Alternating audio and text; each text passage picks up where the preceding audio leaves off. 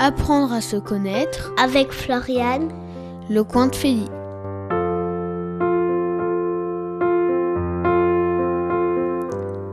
Bonjour à tous, bonjour Marion que j'accueille aujourd'hui. Bonjour Floriane, bonjour tout le monde. Marion qui est conseillère en images.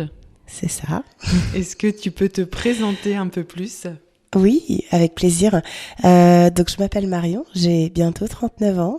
Je suis maman actuellement d'une petite fille et bientôt d'un petit garçon pour la fin de l'année.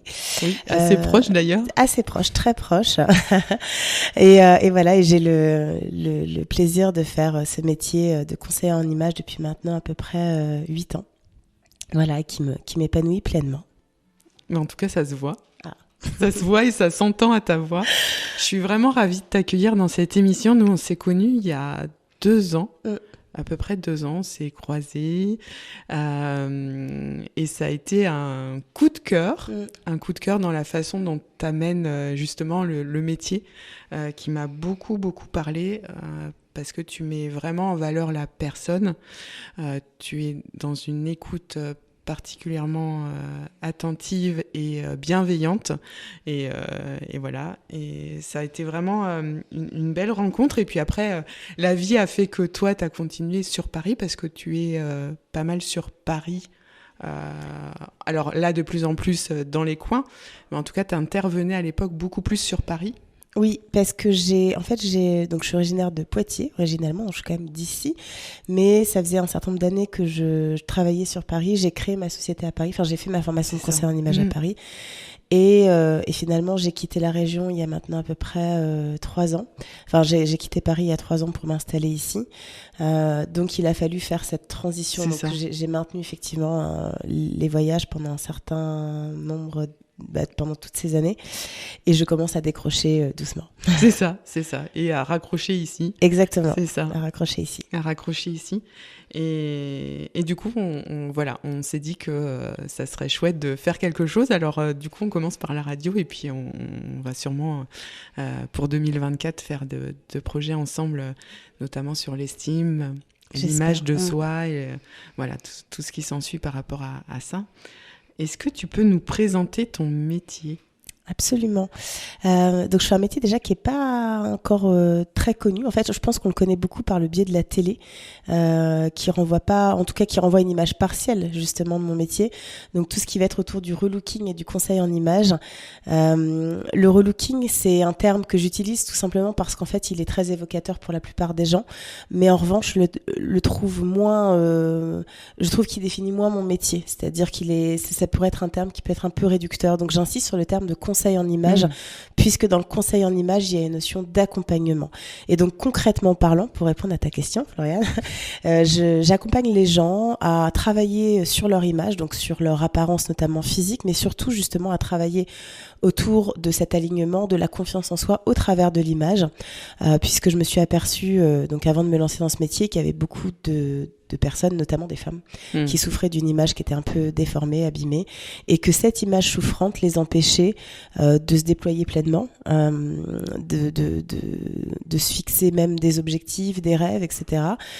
Et donc ça représentait un frein un peu douloureux dans leur vie, donc ça s'est un peu présenté à moi comme une évidence, et je me suis dit, je pense que ma mission de vie se situe à cet endroit-là.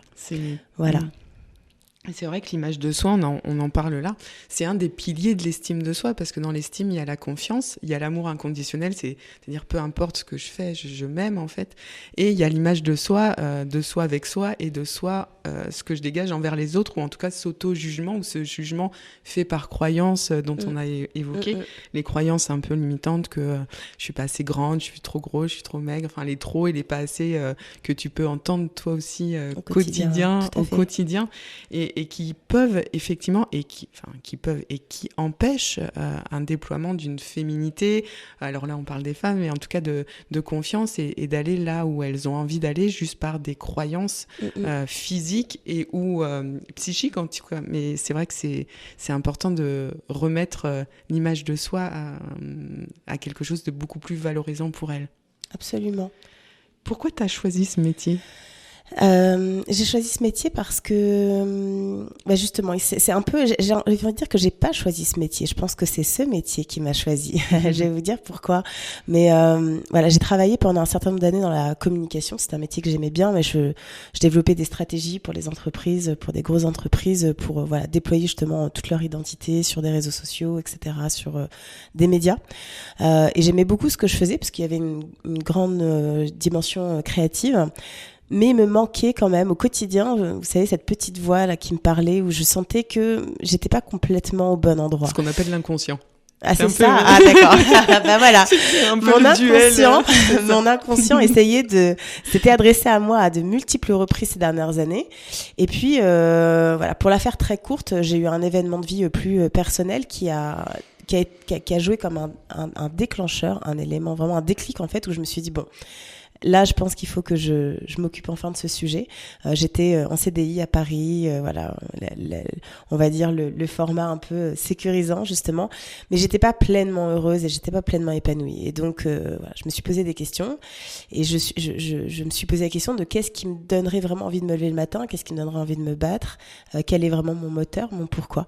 Et à ce moment-là, tout est apparu justement comme une évidence et je me suis reconnectée entre guillemets à mes premières amours, à mes premières ambitions, voilà, j'avais toujours eu ce projet de me dire tiens, moi j'adorerais en fait quand je vois une personne, je vois en fait comment dire tout son potentiel, je vois ce que je crois, ce qu'elle n'est pas capable parfois elle de voir par ses yeux, et je me suis dit je pense que entre guillemets mon talent il est là, par contre voilà, il faudra que je l'exploite, il faudra peut-être que je me forme évidemment à tout ça, et à l'époque le conseil en image, il y a encore une dizaine d'années on n'entendait pas trop parler, j'ignorais que ça pouvait être un métier tout simplement. Je voyais des émissions, des choses comme ça, je me disais c'est génial, j'adorais faire ça, mais je pensais pas que ça pouvait être un métier, je pensais que dans le meilleur des cas ça pouvait être un hobby, et finalement en cherchant j'ai trouvé une formation à Paris, et je me suis formée à ce métier, et voilà, et là en fait tout s'est parfaitement aligné, et voilà, et ma mission vraiment aujourd'hui c'est d'accompagner alors des femmes majoritairement, parce que on va dire que c'est un sujet qui me parle, étant moi-même une femme sans doute. Les hommes, pourquoi pas. Et puis, j'ai développé aussi petit à petit beaucoup le milieu de l'entreprise, puisqu'en entreprise, il y a beaucoup à faire aussi autour de l'image de soi. Je pense que tu es bien placée vers le savoir. Mais voilà, c'est vrai qu'aujourd'hui, on entend parler beaucoup de burn-out, des choses comme ça. Enfin, les gens sont un peu épuisés. Et on se rend compte que c'est important de réinjecter du bien-être et une meilleure aussi image de soi-même et pour l'entreprise, voilà, au sein de ces entités-là. Donc, oui, ça met aussi en valeur l'entreprise, le fait de prendre soin de ses employés. Absolument. Et l'image de soi interne. Et en entreprise, ça a aussi un système familial. C'est que du coup, le fait que tu interviennes là-dedans dans l'entreprise, c'est que du coup, il y a un impact sur une sphère privée parce que du coup, il y a une revalorisation de tout. Donc, c'est un impact qui fait écho sur plein de domaines et qui ressort auprès de tout public au final. Exactement. En fait, l'image, elle est partout, finalement. Elle est dans toutes les dimensions de notre vie. Et voilà, c'est important d'en prendre conscience déjà, je pense, parce que c'est vrai que souvent, quand je parle de mon métier, je pense qu'il y a beaucoup de personnes qui ont une opinion assez superficielle, enfin qui se disent tiens, l'image, bon, c'est secondaire. C'est des choses que j'entends régulièrement, c'est pour ça que je le dis, c'est pas mon ressenti, c'est vraiment des choses auxquelles j'ai été confrontée. Et en fait, c'est tout sauf ça. Je pense qu'on pourrait rebaptiser mon activité du conseil en identité. C'est bien plus profond. Je pense que l'image est une extension de ce qu'on est, de ce qu'on a envie de dire de soi. Et dans ce sens-là, c'est tout sauf superficiel. Et encore une fois, ça se vérifie au quotidien. Les personnes qui viennent me voir sont des personnes qui sont profondément parfois meurtries, pas toujours, mais profondément meurtries dans leur chair à cause d'une mauvaise image. Mais cette mauvaise image, elle provient souvent d'un environnement familial, d'autres choses, des constructions, du harcèlement. Enfin voilà, c'est plein de choses à déconstruire et à reconstruire derrière. Ouais. Et puis suite à des traumatismes, ça peut être, comme on disait tout à l'heure, des burn-out, un deuil, des séparations, enfin il y a tellement de domaines. Et puis il y a aussi pas mal d'ados en fait qui vivent des traumas suite à des harcèlements, etc. Et ça peut être aussi dès l'adolescence en fait. Et des fois tu as des personnes, et on en parlait ensemble, qui traînent entre guillemets ça depuis l'adolescence, et en fait qui se sont jamais, la confiance est due à cette image qui a été meurtri, et effectivement, et du coup, qui a empêché le déploiement de capacités, de compétences, etc. Et du coup, le fait de réinjecter quelque chose là-dedans, en prenant soin de leur identité et leurs valeurs profondes, parce qu'effectivement, il y a des personnes qui veulent être simples et tout au moins élégantes, d'autres personnes qui veulent un peu plus oser les choses, et ça en va avec leur personnalité, donc c'est chouette de mettre en avant ça aussi, et qu'elles le valorisent, et qu'elles enlèvent aussi les injonctions qu'on peut mettre, notamment les jupes courtes qu'on peut entendre, voilà, toutes ces choses qui en fait il y a une image derrière, et justement on évoquait l'habit ne fait pas le moine, et je voulais que tu m'en parles un peu de cette expression aussi, où tu disais que justement l'habit ne fait pas le moine, mais en tout cas il y a une porte au niveau de l'abbaye. Tout à fait. C'est une expression qui n'est pas de moi, vous la connaissez tous, mais j'aime bien la compléter en fait. C'est vrai que on entend ça souvent, l'habit ne fait pas le moine, c'est vrai, c'est-à-dire qu'en fait notre vêtement ne dit pas forcément, n'est pas toujours une représentation de ce qu'on est. C'est important en fait de ne pas forcément juger aussi quelqu'un uniquement sur son vêtement et d'aller un peu plus loin. Pour autant, et c'est particulièrement dans le milieu, par exemple, particulièrement vrai dans le milieu de l'entreprise, je le complète en disant, il permet d'ouvrir les portes de l'abbaye. Et c'est vrai, je pense qu'en fait, ce qui est important, c'est non pas justement de subir ça, mais de maîtriser le message qu'on a envie de faire passer. Sachant que ce message, il diffère en fonction des sphères dans lesquelles on évolue, une sphère personnelle ou professionnelle. L'idée, c'est juste de reprendre du pouvoir et de la liberté sur ce sujet-là, et non pas de le subir.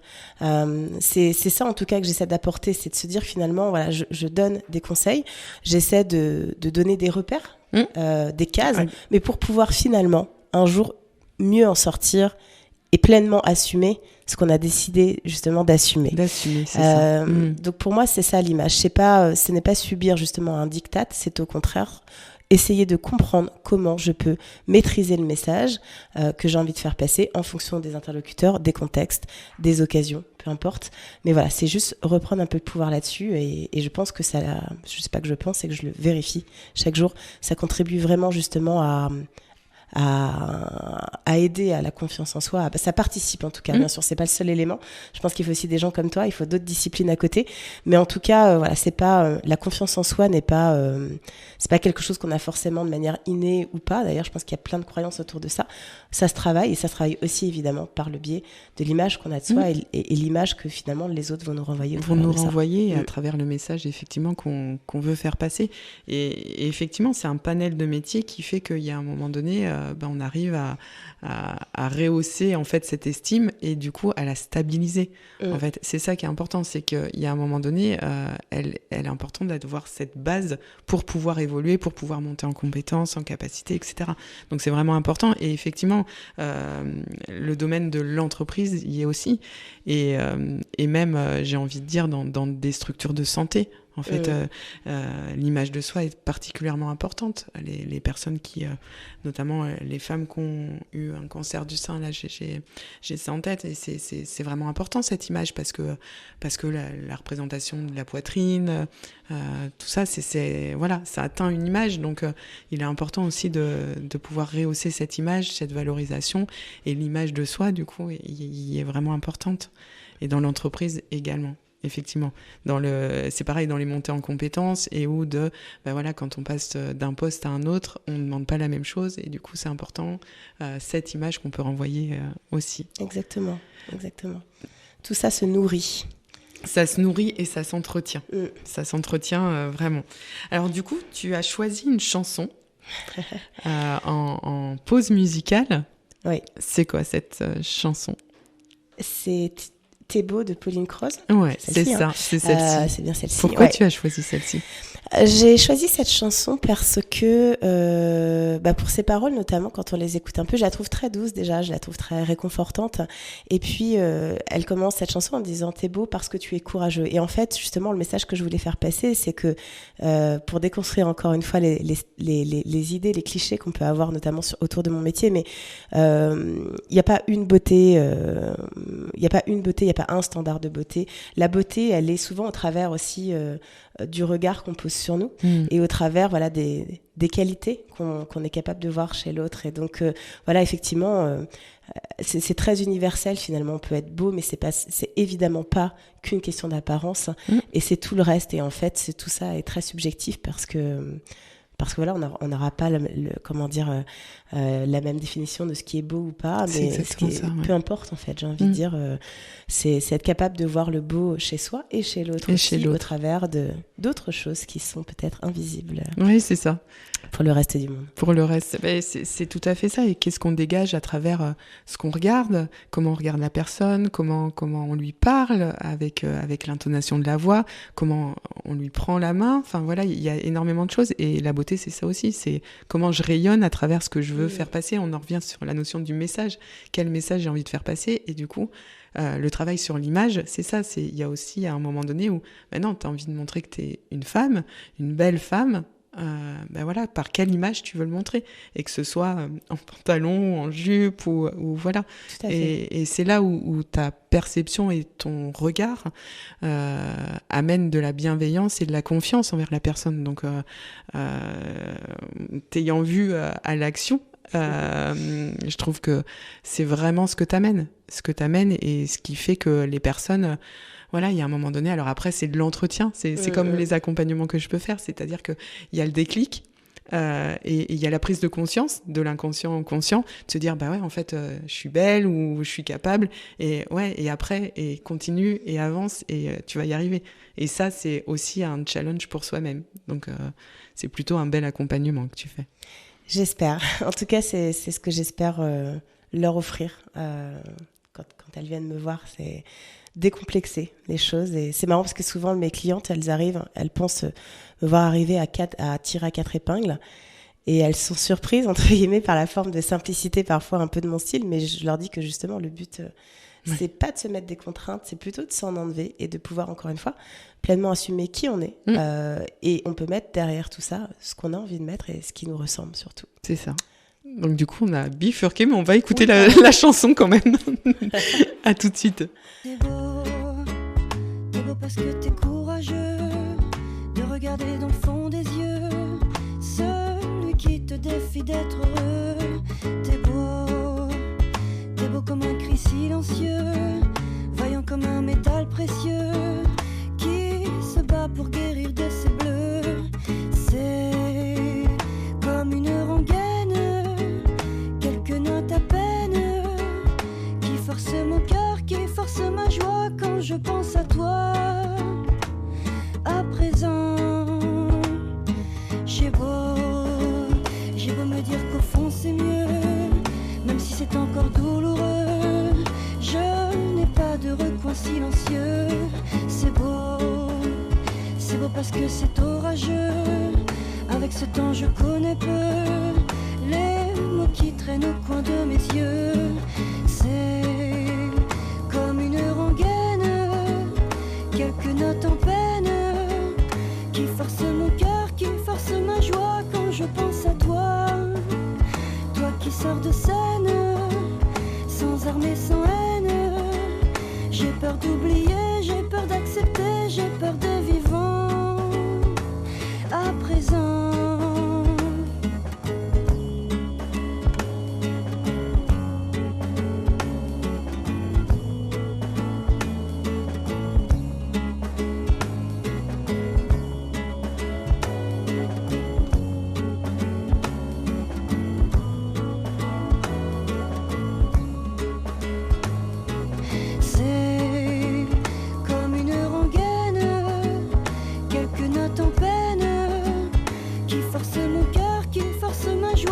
je pense à toi, toi qui sors de scène, sans armes et sans haine.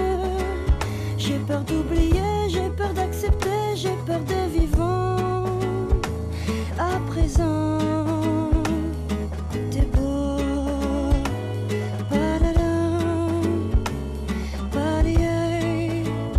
oh, non, non, non, non, non, non, non, t'es beau.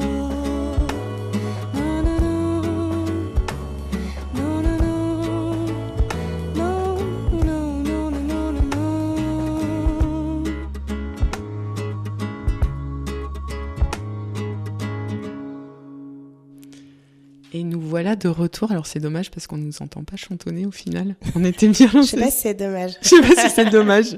Ouais, ça baisse en image de soi. Non, c'est important, c'est important. C'est vrai. Bon, alors nous voilà de retour avec Marion. Donc tu peux te représenter pour les personnes qui prennent l'émission en cours de route. Eh bien, je suis Marion, je suis conseillère en images, bientôt 39 ans et bientôt 2 enfants maintenant. Il y en a un qui est en cours de fabrication. De fabrication. Il est bientôt, voilà. C'est ça, il est bientôt mûr. arrivé pour Noël. Exactement. Et comment on peut te contacter ? Alors j'ai un site internet qui est www.marion-relooking.fr, je crois.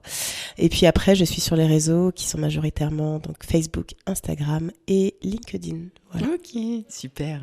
Donc on va continuer à parler de l'image de soi, qui est ton métier, du coup.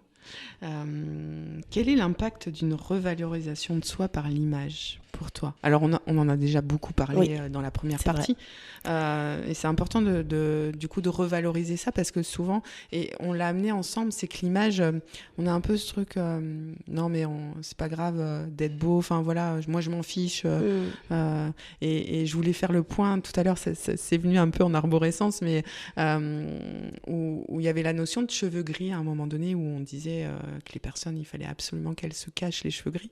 Et là, de plus en plus, en fait, on trouve ça beau. Et comme quoi, l'image aussi évolue. Bien sûr. Au fil du temps, au fil de la société, de ce qu'on met en avant. J'ai fait aussi le salon du mariage. Enfin, j'ai été voir le salon du mariage et c'est pareil. Là, les robes de mariée ont changé en peu de temps. En fait, on voyait beaucoup de robes assez grandes bombées en fait, et de plus meringuées, et de plus en plus elles sont fines, affinées en fait, et c'est là où on voit que l'image, que ce soit par les vêtements ou l'image qu'on peut donner sur un critère de beauté, sur les cheveux gris par exemple, change au final, et du coup c'est ton métier, c'est aussi de mettre en avant, il n'y a pas de moins bien ou de mieux, en fait, c'est juste soyez qui vous êtes. Ouais.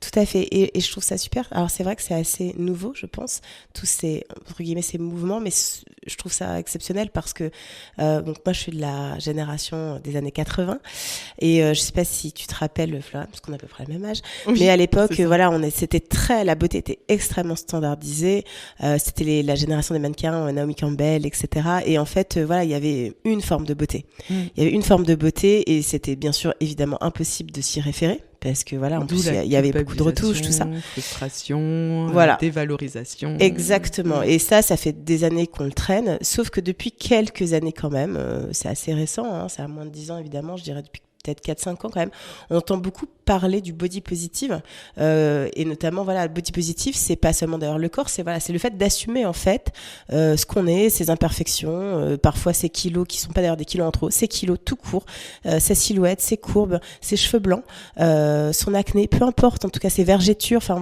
et de montrer qu'en fait, encore une fois, la beauté qu'on n'a pas voulu montrer toutes ces années parce qu'elle était considérée comme sale ou pas belle, eh bien aujourd'hui elle a une place, hein, et on en voit de plus en plus sur les réseaux, on voit plein de photos. Moi ça me fait énormément de bien de voir ça. J'ai posté récemment une petite vidéo d'Eva Longoria, je disais qui est un peu revendiquée comme une beauté aux yeux du monde entier, et récemment elle a posté une vidéo d'elle sans maquillage. Alors ça peut paraître anecdotique, mais je trouve ça assez puissant parce qu'il y a quelques années de ça on n'aurait pas fait ça pour une égérie de L'Oréal, ça serait pas arrivé. Et aujourd'hui le fait qu'on s'assume pleinement sans artifice aussi, encore une fois chacun est libre de sa beauté, exactement, mais le fait qu'on puisse aussi aujourd'hui revendiquer une beauté, je dirais, au naturel, ça nous fait du bien, et il était vraiment temps d'assumer tout ça. Et c'est vrai que les vergetures, la peau qui évolue. Moi, quand j'accompagne des personnes qui veulent retrouver leur poids avant grossesse, alors le fait de retrouver, c'est impossible. Par contre, d'avoir un poids similaire, oui, mais de retrouver son corps, il a évolué, il a eu des vergetures, il a vécu. Donc en fait, de retrouver quelque chose, non, parce qu'on évolue. Donc en fait, ça va être différent. Ça veut pas dire qu'on n'atteindra pas le poids similaire, encore une fois. C'est juste que de faire fonctionner le cerveau à dire je veux retrouver, Mais l'inconscient, le cerveau, il sait que c'est pas possible parce qu'on a évolué, la peau, elle a fait, enfin voilà. Donc on va vers quelque chose, un corps effectivement comme on souhaite, mais le fait de dire retrouver, ben, le conscient, l'inconscient, il comprend pas parce que pour lui, il a évolué. Il y a des choses qui sont passées. Derrière. Il y a une étape, donc c'est accepter pour pouvoir avancer vers là. Et c'est vrai que c'est vraiment important. Et ce corps, il vit et il est important de le valoriser en fait. Et de l'accepter en fonction des chapitres de nos vies, tout à fait. C'est ça. Et accepter, ça peut être aussi accepter, alors avec du maquillage ou sans machine. En fait, on s'en fiche. Oui. C'est juste accepter son corps et le mettre en avant par rapport à ce qui est important pour son corps. Oui, tout à fait. Et l'évolution de son corps. En l'évolution de son corps. Par exemple, voilà, on vieillit tous, a priori. C'est ça, oui, on aura plus de marques de temps. Enfin voilà, c'est pas des choses qui vont entre guillemets s'améliorer dans le temps, évidemment. Et finalement, plus on résiste à ce truc-là, je pense pas que tu me contrediras, Floriane, mais plus on résiste à ce truc-là, plus finalement on en fait un focus et plus c'est souffrant. Donc à un moment donné, même si encore une fois, voilà, l'idée, chacun fait ce qu'il veut, mais c'est juste de pouvoir accepter ce qui est aujourd'hui et finalement trouver la solution de comment je vis mieux avec ça, c'est-à-dire quitte même à être dans cette résilience. Moi, je sais qu'aujourd'hui, forcément, j'ai un ventre de 8 mois, tout a craqué et tout a craqué. Et puis finalement, très sincèrement, aujourd'hui, je m'en fiche un peu parce que je pense qu'un jour même, je chérirai ces cicatrices en me disant, elles m'ont permis de donner la vie. Et aujourd'hui, très sincèrement, voilà, je pouvais pas espérer mieux que ça. Donc tant mieux. Je sais que mon corps est de mon côté et voilà, je prends, je perds, ça craque. C'est comme ça et on en verra d'autres. C'est le tatouage qui te laisse à vie. Exactement. Et c'est beau. Alors, en fait, ça dépend. Encore une fois, c'est une question d'image, mais on choisit, je pense, le regard qu'on a envie de porter sur les choses. On a le choix, en fait. Et je pourrais avoir le choix de ne pas aimer ce reflet. Et aujourd'hui, j'ai choisi de l'aimer et finalement, ça me fait beaucoup de bien. Et on en revient au fait de focaliser et c'est-à-dire qu'à partir du moment où tu vas accepter ou pas les choses, ton cerveau, il va voir ou pas que ça. Et du coup, c'est effectivement ces tournées qui tournent en boucle. Et est-ce qu'on a envie de tourner en boucle sur ces vergetures et du coup, c'est parfois compliqué. Ou est-ce qu'on se dit, en fait, elles sont là et je vais en prendre soin parce que ça n'empêche pas, en fait, de prendre soin de son corps pour pouvoir accompagner son corps à mieux vieillir, en tout cas à le chérir, parce qu'aussi voilà, le fait des fois de passer des crèmes ou de l'huile ou des choses comme ça, c'est aussi en prendre soin et du coup c'est l'accepter aussi, c'est comme voilà, faire un câlin à quelqu'un, c'est accepter, c'est en prendre soin.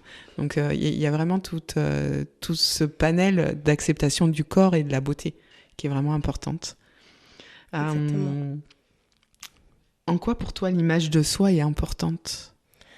Pour moi, l'image de soi, elle est centrale, elle est même plus qu'importante, elle est essentielle. Et encore une fois, je le vérifie chaque jour avec les personnes que j'ai la chance d'accompagner. Quand on a une mauvaise image de soi, ça va se répercuter sur tous les travers de notre vie, je pense. Et ça peut devenir un élément extrêmement polluant. C'est-à-dire que voilà, c'est quelque chose qu'on va ressasser.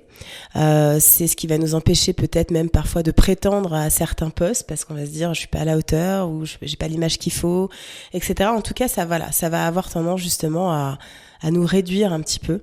Et à l'inverse, quand on va travailler sur cette image de soi, ça va nous permettre de s'ouvrir, je pense, plein d'opportunités, d'aller toucher du doigt justement des choses qui étaient de l'ordre peut-être du rêve jusqu'à maintenant.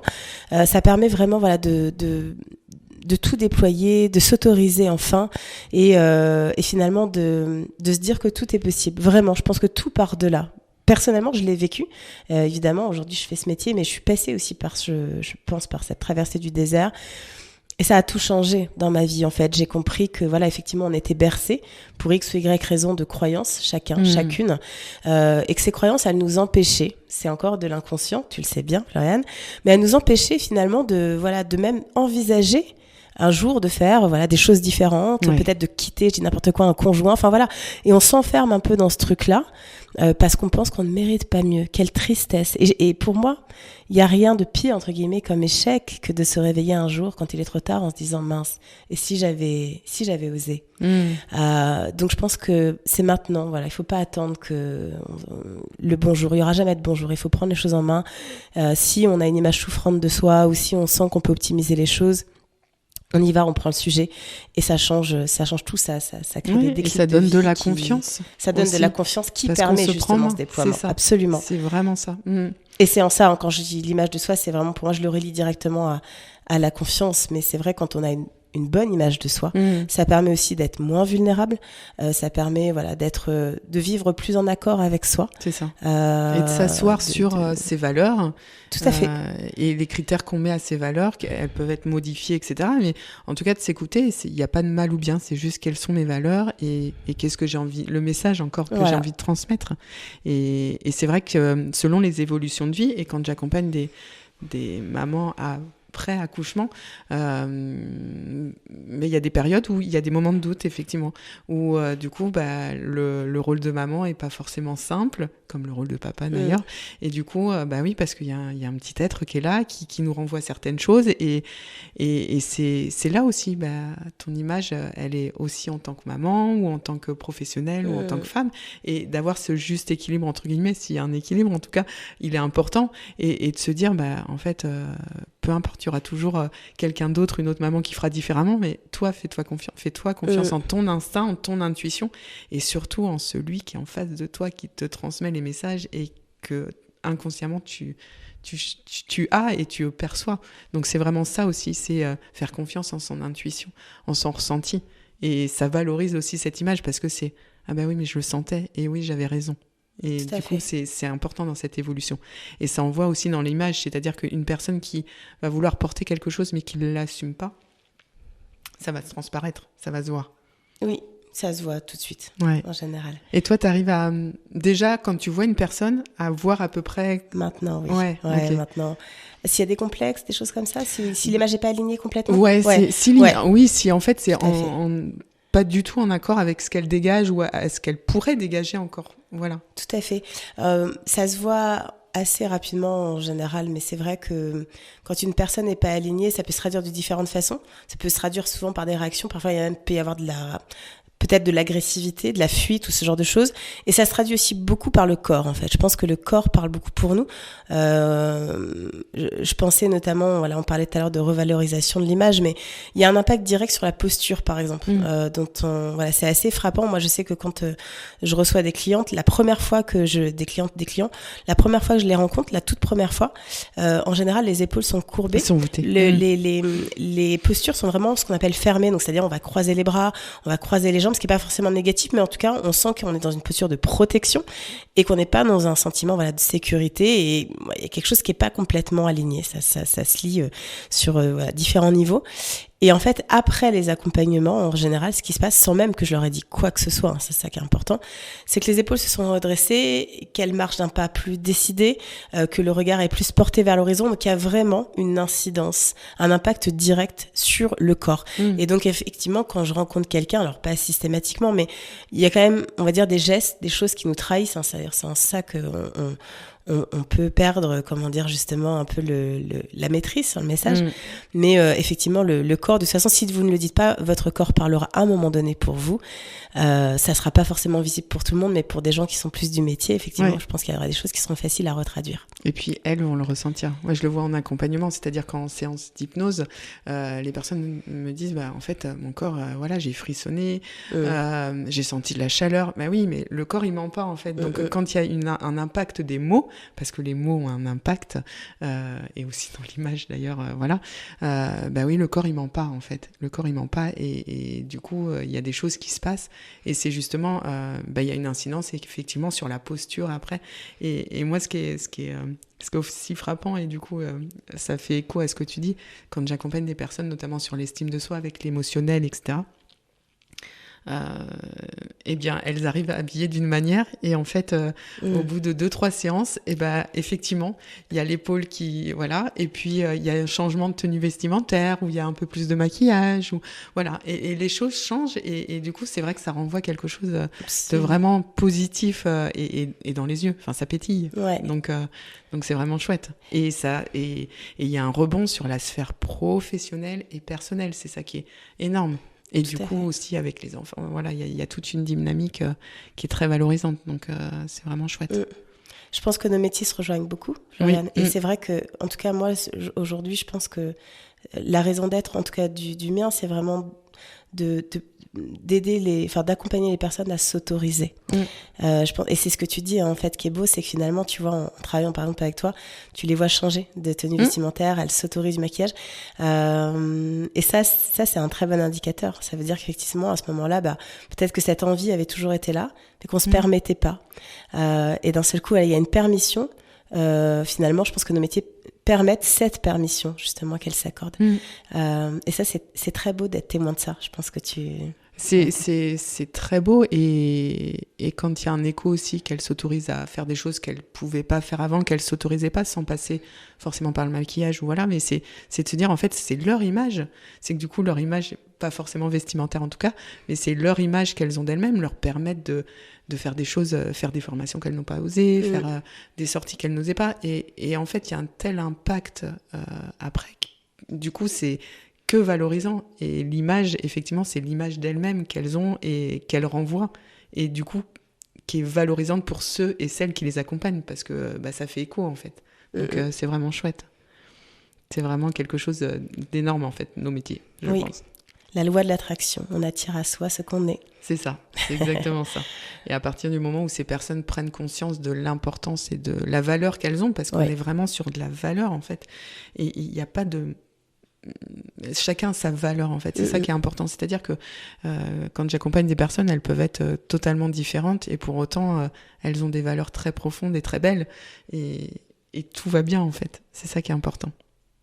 Je te remercie beaucoup Marion. Merci à toi. C'était vraiment un super moment et voilà, j'espère que des personnes vont pouvoir se servir de ça pour au moins se redorer leur estime de soi et que c'est important d'avoir confiance.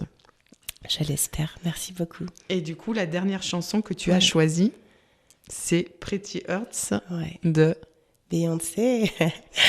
Que j'aime beaucoup. Non, c'est une super chanson qui est pas hyper connue, qui fait pas partie de ses chansons les plus connues. Mais si ça vous intéresse, je vous invite à regarder son clip qui est encore plus parlant. Les images sont plus parlantes.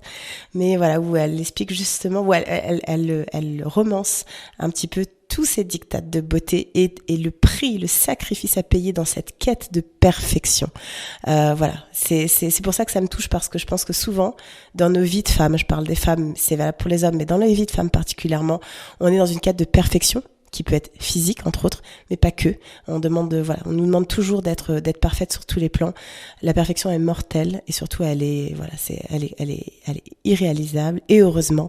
Et voilà, et dans cette chanson, elle parle justement à quel point on peut se trahir et se faire du mal pour être la plus belle, pour être une reine de beauté. Voilà, donc justement c'est une chanson contre les dictates de la beauté. Qu'est-ce qu'est la perfection? Merci beaucoup Marion. Merci. Et merci à tous. Au revoir. Mama said, you're a pretty girl. What's in your head? It doesn't matter. Brush your hair, fix your teeth, what you wear.